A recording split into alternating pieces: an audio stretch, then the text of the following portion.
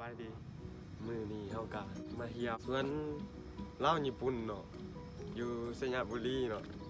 กะเห็นแต่เขามาแล้วเฮาก็บ่เคยมาจังกะครั้งแรกเนาะเฮามาก็ได้เฮากะไปเบิ่งกันเลยโคตรงามเลยนำมา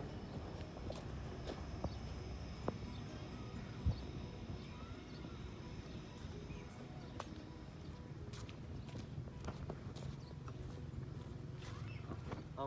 จะขึ้นไปถึงหุ่นเนาะเห็นแต่เขาว่างามเฮากะอยากลองมาเบิ่งเนาะคือได้กะนำไปเบิ่ง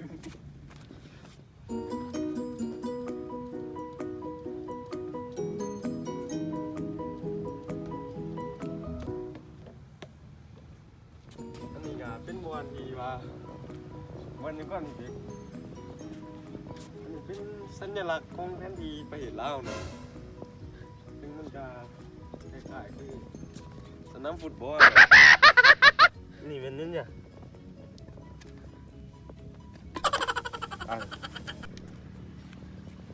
ไปขึ้นไปขึ้นหุ่นอ่ะบวกคักน้ำมือเนี่ยนี่ก็เป็นบอลที่ว่าโมเมนต์บอลทีมกีเนื้ออันเนี่ยมันเป็นบอลนั่นต้องนำสุกเชิญ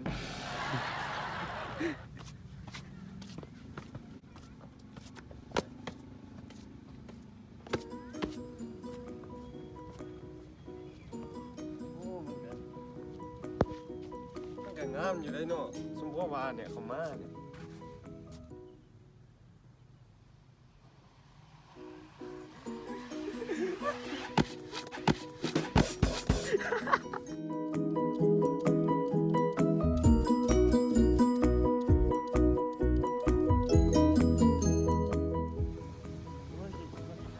นี่ก็เป็นป้ายอ่ะป้ายก็นี่ป้ายมันเนาะตัวเจแปนนี่ก็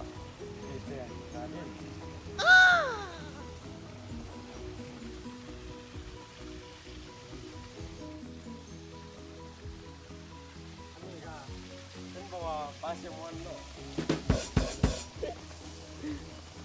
ปลาเซลมอนเมืองลาวมันก็จะประมาณนี้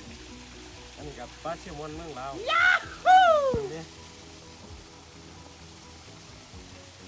อยู่ประเทศอื่นบ่มีเลยเนี่ย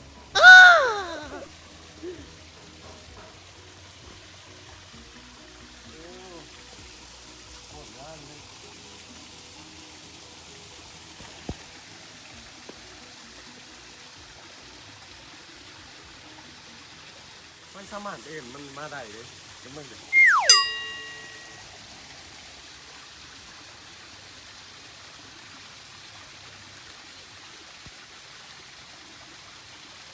โอ้ยมันมา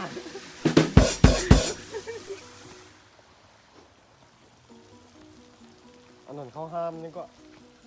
ห้ามขึ้นครอบอ่างแต่กูขึ้นไปแล้ว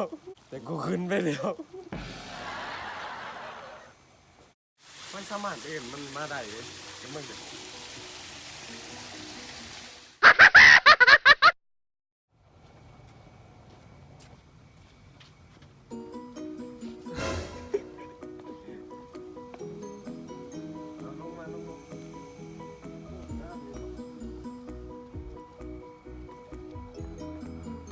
สวนนี่ก็ค่อยกะเป็นหุ้นส่วนประมาณเกือบ6 ครึ่งคุณเนี่ยเพราะว่าตอนนั้นค่อยได้ประชุมอยู่ที่ประเทศอันสยามบุรีก็คือประเทศนี่เขาประชุมเกี่ยวกับหุ้นแล้วก็ค่อยกะมีการโอ้มันจะทำอะไร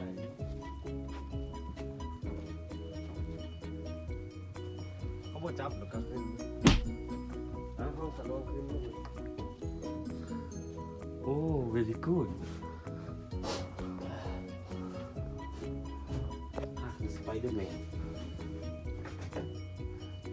เขาก็ลองลิ้นมึงเนาะอ้าวเขาเอาหัวหรือเอาหางเขาหัวสินึงโอ้ไปกันเลย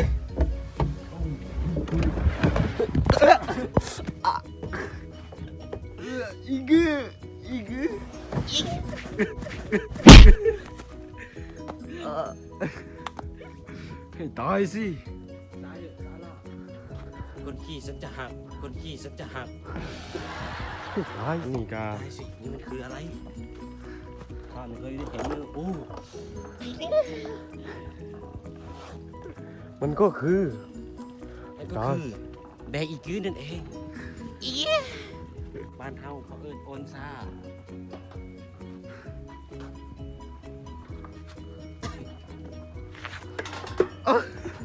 คือฮัก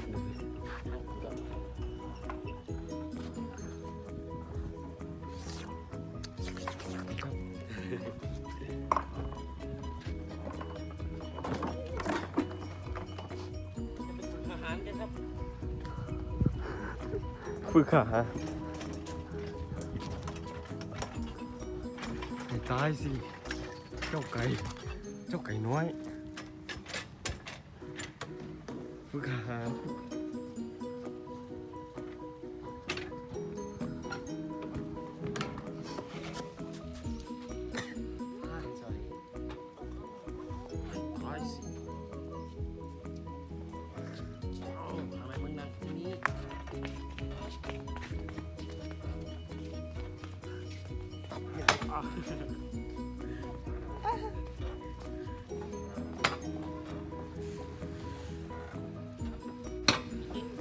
มึงก็ไม่ต้องลุกป่ะ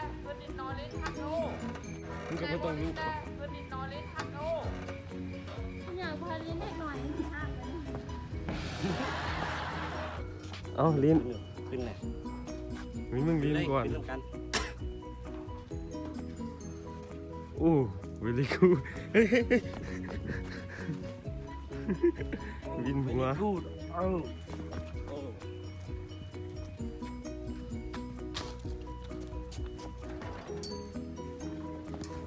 ขึ้นไหมปีนได้ บอกกูจะถ่ายในคิวไม่ถ่าย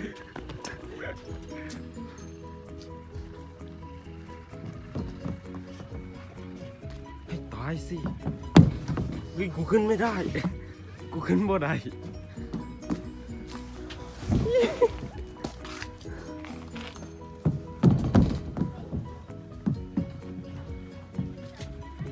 นั่นมันสนามเด็กเล่นนะเฮ้ยมึงจะไปเล่นไม่ได้มึงเข้าแล้ว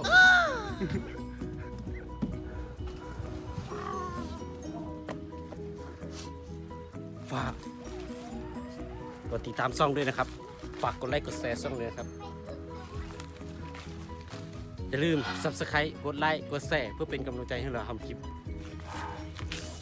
อีก